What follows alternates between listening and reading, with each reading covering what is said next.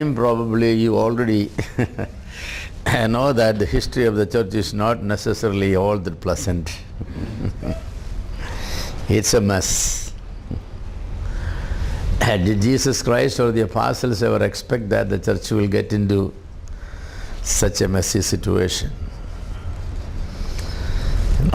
The apostolic era passed, then the time of the church fathers came, apostolic fathers, then church fathers. With the conversion of Constantine, things begin to move in an unexpected direction,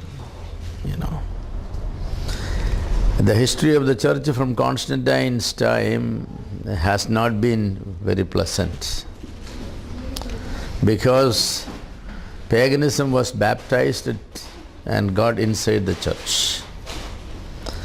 What percentage of church membership since Constantine were actually born again, that will be a good question. I'm sure that there were some born again Christians in the church, but the percentage wise it will be very low. The struggle for power was behind all the problems of the church. Who should rule the church? The king or the pope? The king or the patriarch? Then among the Christian population itself, should the patriarchs and the different bishops or the bishop at Rome? So there was much polarization. Very little was around doctrines, but to solidify their positions, eventually they brought in doctrines. The division between the East and the West were, revolved around many doctrinal areas, though the undercurrent was not doctrinal. The undercurrent was who is more powerful. A lot of jealousy was there. The Eastern Empire, was divided among many patriarchs. They didn't have one ruler. The Western Church somehow, the Bishop of Rome consolidated the power. So he is known as the Pope. He is the father of all bishops, and he knew how to exercise. Politically, the Western Empire deteriorated. Actually, the Eastern Empire still continues. The Western Empire lost the king power, everything. Everything came in the hands of the Pope. So Pope had great power. But in the East there was no one particular patriarch who had that power because the emperor was still there. Constantinople was not necessarily the seat of ecclesiastical power as much as it is a seat of the political power. But the proximity of the patriarchs to the emperor in the East was not something that always the Bishop of Rome appreciated. Now, last time when I was there, here, Gregory the Seventh and Henry the Fourth, we talked about them. Henry was a little weak at times, and Gregory was always strong. Gregory was very wise to exploit the weakness of Henry. Of course, Henry was not a man who would give up. He wanted to fight back, but Gregory wanted to humiliate. So we talked about the humiliation at Canossa, where finally Henry, climbed the Alps in the thick winter. Barefoot he walked, and he was made to stand outside the castle at Canossa for 3 days, and then on the third day finally he was allowed to get inside, but then the Pope was not sure, Henry did not know what was happening. Pope was not giving the meeting. He was still waiting there. Then finally they opened the door and Henry went in, and he actually knelt down and he walked on his knees all the way, fell down and kissed the feet of the Pope. And then Pope gave him forgiveness and all that. But that did not really end the problem, Canossa did not end the problem. It actually only began the problem. That's, The kings who were emperors were not people who would give up like that. No. No, they won't give up like that. So, the problem still came. So the conflict kept on. Now the conflict is really, Henry regained the lost power. Then we shared last time how Gregory was then chased out, he ran away, and on the way he died. His last words, I lived a righteous man, but I died because of my righteousness, and that sort of a statement. Very sad, very sad. But Henry was very powerful by this time. Yes. So things go, Pope excommunicated the emperor excommunicated the Pope. At one time, the bishops were all with the Pope. That's when Henry was humiliated. And also Henry was humiliated because the German princes were against Henry. Henry ruled them with an iron rod. And those princes, they didn't like it. He was interfering in their personal freedom a lot. So when Gregory asked them to support him and attack Henry, they were more than happy to attack, because they only wanted to get rid of Henry so that they will be free. So when Henry found out that there is no way he can survive now without the support of the princes, and princes all sided Gregory, Henry was very wise. Okay, all right, I give up. He, not because he had penitence or, but he went. He pretended to be very humble and humiliated and repenting. He went and for 3 days, and we found out actually what happened at Canossa. I think I shared some of those things. What happened at Canossa was Gregory was in a great turmoil. Gregory promised the German princes that he will get rid of Henry, because Gregory was very sure that Henry will come to catch him with an army, and so then he will excommunicate him. He won't forgive him. And then the German princes can move with an army and, dispose Henry. But unexpectedly, Henry came not with an army. He came alone, and Gregory was surprised. His feet were pulled out without knowing. Now he didn't know what to do. Because when a man is penitent, both the church and the Bible requires forgiveness. So, Gregory was in a turmoil. How will I face the princes in Germany? Because the princes in Germany, wanted Henry to be get rid of. And Gregory already promised that he would do that. But now he cannot do it. So it took 3 days for Gregory just to, he didn't know really what to do. But he cannot indefinitely make that man to stand there because he is a penitent. If he does not give an attendance, then all the cardinals and all the bishops will get against him, because what he was doing is unethical. So to preserve his own position among the bishops, Gregory said, okay, come in. But then Gregory was concerned. Now all the German princes will be against him. So how will he move? Well, Henry repented and Gregory forgave him, and all that. But the German princes were getting against than Gregory. So Gregory, what did he do? He excommunicated again Henry to please on this issue. But this time all the people and most of the bishops, they all supported Henry, because the excommunication was without sufficient reason. So Gregory did not play his cards very well this time. So Henry, wanted to get rid of Gregory, and he took an army with him, and the people were supporting him. So he ran away, and of course on that way he died. The time period. This time period was in the what did I say? Around 1085, yes. Yeah. So is this Henry the Eighth? Is this Henry the Eighth? No, Henry VIII, no, Henry VIII. You are thinking about the English king, Henry VIII. Henry VIII is different. That's England. This is, Roman Germany and all that. Yes, it's entirely different period. Different period, yes. Henry VIII is a different character. He is the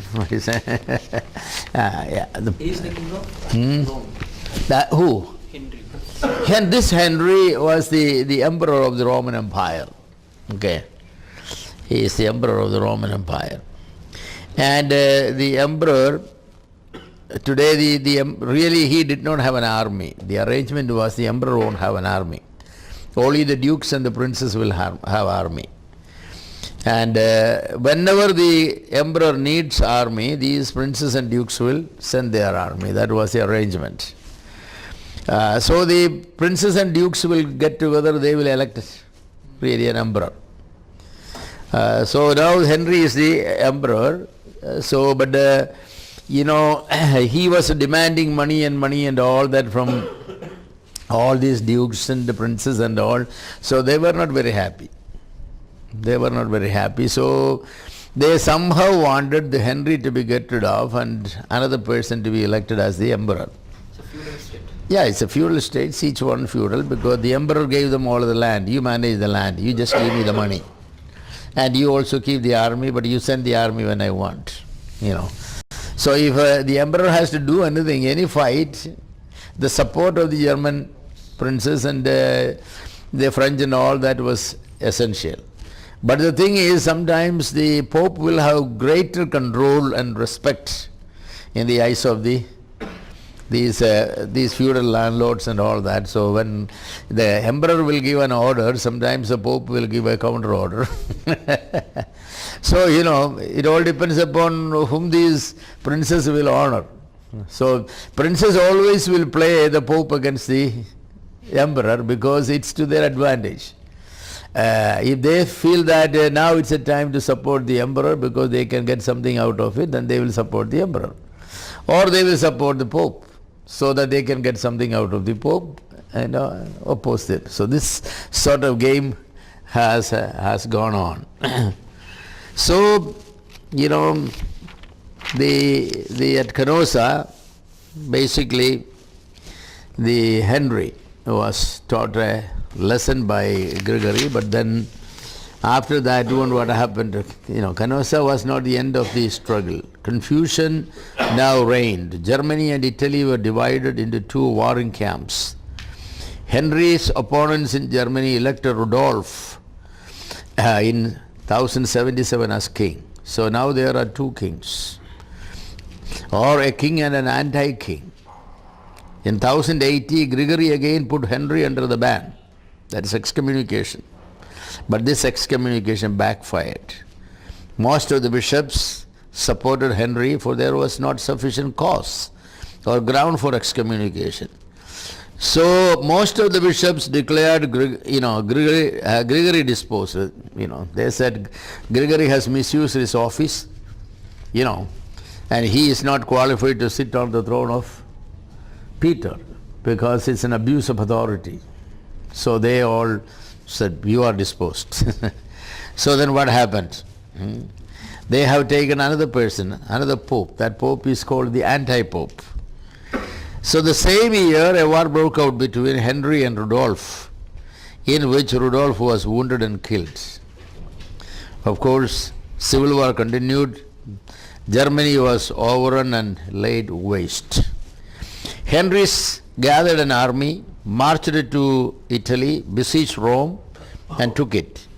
He installed the anti-pope, as his own choice, who then crowned Henry the emperor.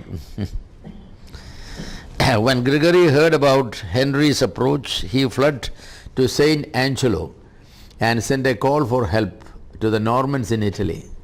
They came and Henry fled. The Normans plundered Rome and committed, fearful crimes.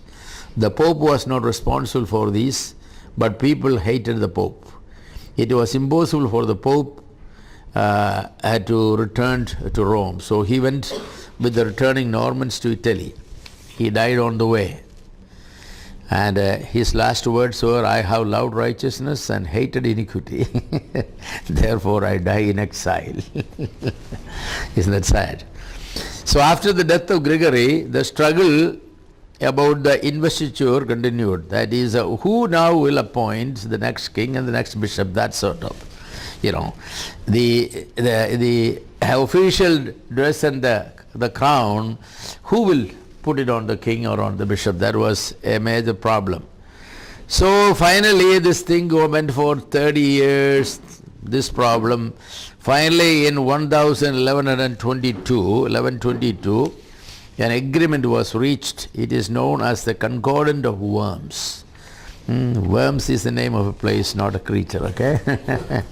The Concordat of Worms. It was a compromise. According to this compromise, the popes from this time on were to invest the bishops with the symbol of their spiritual office, and the emperors were to bestow upon them their feudal estates by a touch with a scepter. In other sense, the land completely in the control of the king, but the ecclesiastical office in the control of the pope. So, but up to this time it was not like that. The king will appoint his favorite people for bishops and all that, and the pope will appoint his favorite person sometimes as the emperor. So, this thing going on. Now we come to another period, which is the period of the Crusades. You heard of Crusades? The Crusades are already going on these days. Yeah. In this period, the Crusades are parallelly going on. The Crusades are going to be started, yes, there were. Now, little I back up, in 1054, what happened? The Christendom, that was, one unit, was divided between the Eastern and the Western. East became the Greek Orthodox and the West became the Roman Catholic Church. I pointed out sometimes earlier, a couple of classes earlier, that a lot of issues came, many issues came. It became almost, difficult to compromise. The East and the West, they insisted on their views. But the undercurrent was not doctrinal, as that it's a power fight. But finally in 1054, Christianity basically divided, and until this time we won't say that the church was local, that won't be correct, but the church was it was of a different locality. It was more regional. The church at Antioch, the church at Constantinople, the church at Egypt, and all these things. But there was no denominations of any sort. The church was not known as Orthodox Church or as the Roman Catholic Church. Only after 1054 those names came into existence. One church was divided into two: Greek Orthodox in the east and the Latin Catholic, known as the Roman Catholics, in the west. Gregory the Seventh in 1073 wanted to heal the wound of the division. Actually the division has hurt everybody. Even though it happened, Pope was not happy about it, because he lost his influence on half of the kingdom. He somehow wanted the influence to, increase the influence and control them. But when the division happened, he basically lost half of the kingdom, empire. So he wanted a healing, somehow get back into a normal relationship and slowly infiltrate his power and authority. So he tried. In 1073, he made an effort. But actually the church was torn by war and thousands of people were destroyed. So Gregory was not successful. Islam took away a good part of the Eastern Orthodox Church. Syria, Palestine, Egypt, North Africa, all these places were lost to the Eastern empire. Geographically, the Eastern Empire was very weak. The Western Empire was much better. Culturally and educationally, the Eastern Empire was excellent. The West was ignorant and stupid. People had no education, nothing, they could even read. That was the state. But Islam was in control. From Africa, the Muslims swept through in speed like a tornado all the way to Spain and in the heart of France. Story how Charlemagne stopped at the Sofia, in Spain, the advancement of the Muslims, and that was the end of it. The Muslims could not advance anymore in Europe, but by that time they have captured almost a large portion of the Christian countries.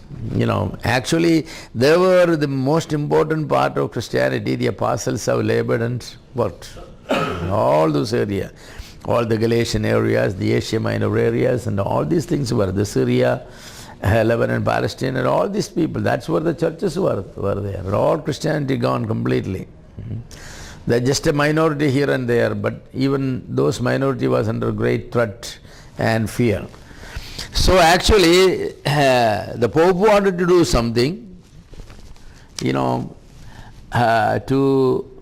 defeat these Muslims, but he didn't have the power. He didn't have that. As the centuries passed, the Arabs begin to lose their strength. The Turks, though they are Muslims, have taken away from the Arabs Palestine and Syria. Just like Muslim fight with fight. Once their attention was turned away from Christians, they cannot advance anymore, in Christian countries. So then one Muslim group will take away the land from the other Muslim group. So the Turks, they are Muslims, but they have come and taken, plundered the Arabs. Palestine and Syria were taken away. They also invaded Asia Minor and very seriously threatened Constantinople. Constantinople is the capital of the Eastern Empire. That's where the emperor and all they are. So they felt that Constantinople will be taken away by the Turks. Basically they threatened to take away what was left of the Orthodox Church. If the Turks came and they waged war against Constantinople and deposed the emperor and taken away everything, then Greek Orthodox Church will collapse. There will be no Greek Orthodox Church, maybe just very few. So actually what happened, Constantinople requested, Gregory, can you come and help? Because the Turks are coming. The Turks are coming. Yes, Gregory wanted to heal the schism. He was also concerned that Constantinople and the Eastern Church would be taken away by the Muslims. If that happens, then the next step will be the Western Empire. So, he wanted them to be stopped. At this time, the Eastern Emperor appealed to Gregory, the Pope, for help against Turks. The Emperor promised to Pope that if he helps to put out the Turks, then he will heal the division and bring the Patriarch of Constantinople in terms with Pope. So it's a very ideal situation, What the Pope wanted was that, the estranged part of the empire will be brought back. But, it did not just work out because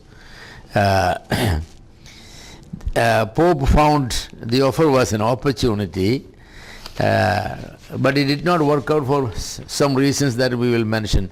Pope found that he could shoot three birds, in this one offer. First of all, he can save the Eastern Church from the Muslims.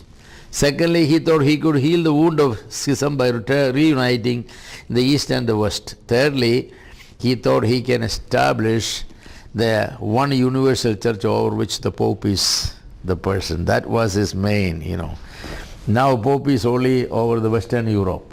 No, Pope is not satisfied by that. He wanted to be the Pope of the whole church. He didn't like the idea that there is another group or church or denomination outside his domain. So he thought that he could.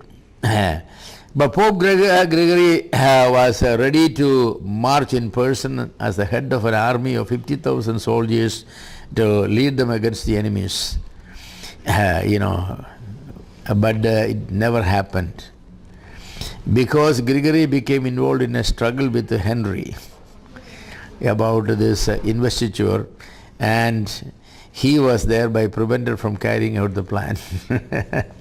Henry is in the West, So the Pope of the West and the King of the West, they became again into conflict. So Pope could not offer the help.